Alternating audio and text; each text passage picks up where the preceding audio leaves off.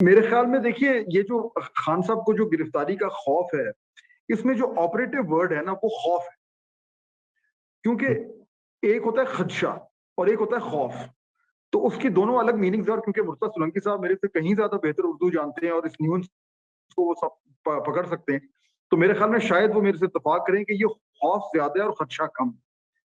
अगर ये खौफ इतना ना होता तो मामलात शायद कुछ मुख्तलिफ होते शायद। क्योंकि देखिए, जितना बड़ा हवा खान साहब ने गिरफ्तारी का बनाया है, मुझे तो नहीं याद पड़ता कि किसी सियासतदान ने इतना हवा बनाया। और उस हवे के पीछे क्या क्या हो गया, यानी वहां से शुरू करें ना कहानी। जब वो पहली बार कोर्ट ऑर्डर उनको देने आए थे और जमान पाक के बाहर जो एक बाकायदा एक मैदान जंग बनाया गया, और उसके बाद से लेकर और फिर अब तक के कई हफ्ते गुजर गए और क्या क्या हो गया। तो ये जो खौफ है गिरफ्तारी का, ये एक तरह का एक मरकजी उन्वान बन गया है पाकिस्तान तहरीक इंसाफ और खान साहब की सियासत। और उस खौफ की बुनियाद पर जो है वो लोगों को सड़कों पे आने का भी कहा जाता है। उस खौफ की बुनियाद पर लोगों को एक रद्द-ए-अमल दिखाने के लिए भी कहा जाता है, जो कि हमने 9 मई को देखा। और उसके बाद किस तरीके से पूरी की पूरी हमारी सियासत तब्दील हो गई। तो यानी मुझे जो एक कॉमन थीम नजर आ रही है सारे कुछ में, वो ये खौफ है। और अगर आप सोचें कि अगर ये खौफ ना होता और फैसला साजी खान साहब किसी और तरीके से करते, तो शायद आज मामलात कुछ मुख्तलिफ होते। अच्छा, वो अब सब कुछ हो गया, पाकिस्तान की सियासत बदल गई, खान साहब की पार्टी तितर बतर हो गई, उनके लोग उनको छोड़ के चले गए, उनका उनका तो जो ताल्लुकात थे एस्टेब्लिशमेंट से वो मुकम्मल तौर पर रप्चर हो गए। पीडीएम के सर पे जो एक खतरा मंडला रहा था कि वो इलेक्शन में उनकी धुलाई होनी है, वो खतरात बहुत हद तक टल गए। सब कुछ तब्दील हो गया। लेकिन एक चीज है जो तब्दील नहीं हुई, वो है खान साहब का गिरफ्तारी का खौफ। और आज फिर हम जो उनकी तकरीर सुन रहे हैं उसमें भी वही नजर आ रहा है और उसमें भी वही बात हो रही है। क्योंकि वो उनको लगता यूं है कि अगर वो शायद जेल में चले गए तो पता नहीं इस मुल्क के साथ क्या हो जाएगा। लेकिन जिस तरह एक लीगल प्रोसेस चल रहा है, मुझे लगता यूं है कि उनका उनकी गिरफ्तारी के इम्कान जो है वो अगर बहुत रोशन नहीं है तो मध्यम भी नहीं। जी, मध्यम भी नहीं है। अच्छा, ये आपने बड़ा, लेकिन ये बताइए फहद साहब के बड़े दिनों से सुन रहे हैं कि फौज ने, अब एस्टेब्लिशमेंट ने फैसला कर लिया है, बड़ा सख्त फैसला कर लिया है, एक क्लियर व्यू ले लिया है, और ये कि खान साहब का जो है मिलिट्री कोर्ट में शायद ट्रायल भी होगा, और ये कि उनकी अब माफी नहीं है। ये इतलात मुख्तलिफ लोगों ने कही हैं, आपने सुनी होंगी, देखी भी होंगी, आप चूंकि फॉलो करते हैं बड़ी क्लोजली, किस हद तक सदाकत है इस तरह की जो व्यूज हैं।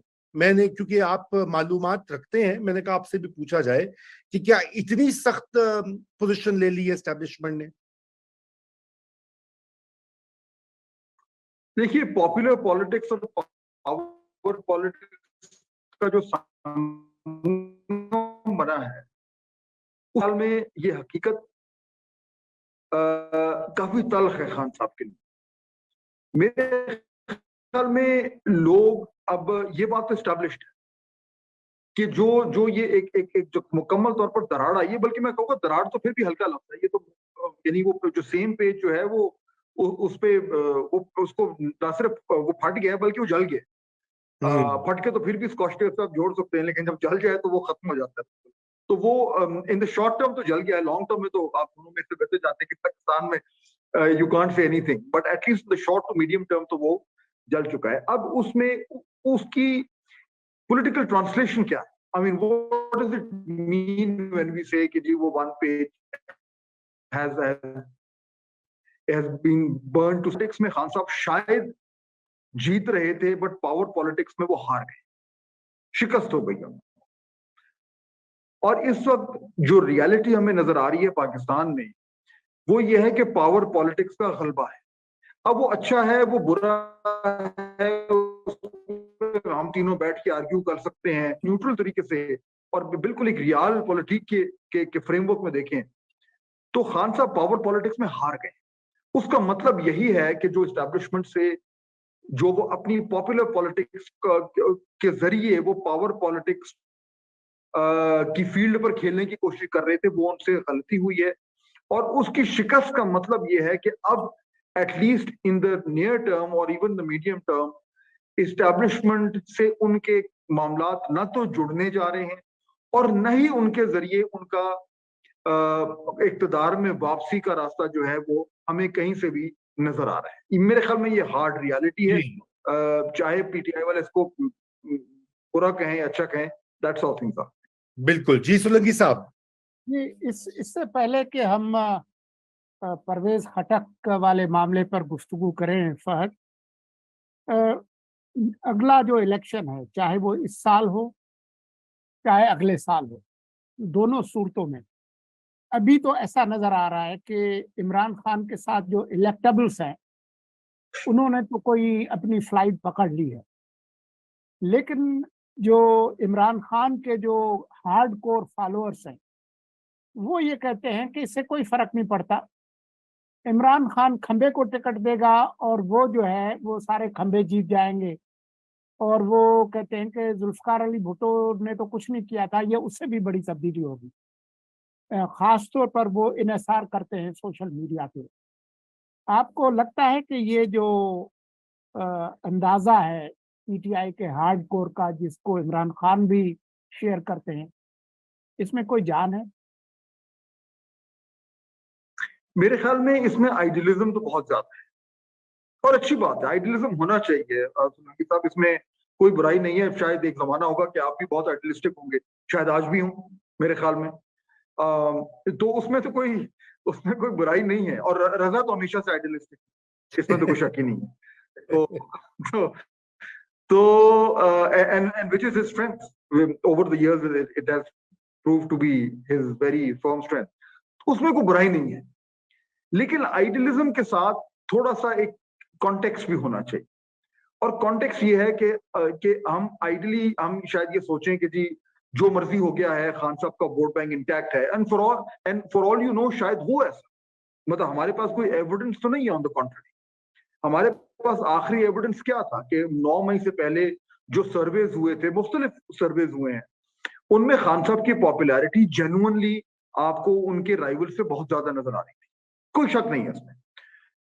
लेकिन इलेक्शन सिर्फ और सिर्फ पॉपुलैरिटी पे नहीं लड़े जाते, उसकी एक साइंस है, और उस साइंस में 2-3 फैक्टर्स हैं जो बड़े इंपॉर्टेंट है, हमेशा से रहे। एक तो कंस्टिट्यूएंसी पॉलिटिक्स है, उसके डायनामिक्स है, इलेक्टेबल्स हैं, उनके डायनामिक्स हैं, जो हल्के के अंदर जो वोट का डिवीजन होता है उसमें उम्मीदवार का वोट, पार्टी का वोट और लीडर का वोट, वो तीनों उसमें फैक्टर इन होते हैं। और ऊपर से जो सबसे बड़ा फैक्टर है वो हवा। अच्छा, हवा एक बड़ा एक फैशनेबल सा टर्म बन गया है कि जी हवा किधर चल रही है, कि 2018 में था कि खान साहब की हवा चल रही है, लेकिन अगर आप हवा को डिसाइफर करें तो वो बेसिकली एस्टैब्लिशमेंट का मूड क्या है, हवा वही होती है। तो अब इस वक्त खान साहब के पास उनके आइडियलिस्टिक सपोर्टर्स के पास एंड मुमकिन है कि वो पॉपुलैरिटी हो, एंड मुमकिन है, कहना मुश्किल, लेकिन बाकी सारे फैक्टर्स उनके अगेंस्ट है, चाहे वो हवा हो, चाहे वो इलेक्टेबल हो, चाहे वो पार्टी का जो स्ट्रक्चर है वो हो, चाहे इलेक्शन डे साइंस हो, चाहे वो पोलिंग एजेंट्स को जमा करना हो, चाहे वो लोगों को ट्रांसपोर्ट करके लाना हो, वगैरह वगैरह।